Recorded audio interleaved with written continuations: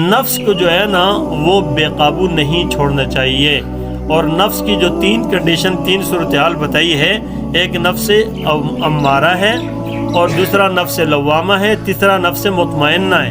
تو یہ نفس امارہ جو ہوتا ہے نا، وہی چلتے چلتے چلتے لوامہ بنتا ہے، وہی جا کر مطمئنہ بنتا ہے۔ تو کیا ہوتا ہے، اسی نفس پر محنت ہوتی ہے۔ یوں نہیں ہوتا کہ انسان کے نفس کو اس کے اندر سے چینج کر لیا جائے، دوسرا ڈال دیا جائے، ایسا نہیں ہوتا۔ نفس وہی ہوتا ہے، محنت ہوتی ہے اس کی۔ اسی لیے لوگ کہتے ہیں کہ بھئی کہ نفس کی مخالفت کرو، نفس کی مخالفت کرو، نفس کی بات نہ مانو۔ اور جب نفس کی بات نہیں مانتے، مخالفت کرتے ہیں، تو پھر آہستہ آہستہ آہستہ ماحول اس کو اچھا ملے گا، تو یہ لوامہ ہو جائے گا۔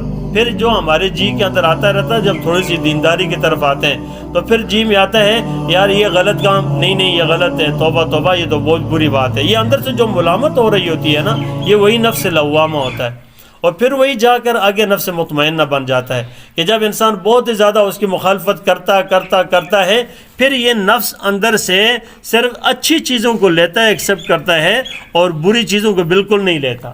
اور پھر یہی ہے نفس مطمئنہ، اس کو پھر برائی اتنی بری لگنے لگ جاتی ہے، نفرت ہوتی ہے اس سے۔ یہ کیفیت پھر جب ہو جاتی ہے تو اللہ بھی فرماتا ہے یا ایتھا النفس المطمئنہ ارجعی الی ربک راضیۃ مرضیہ فادخلی فی عبادی وادخلی جنتی۔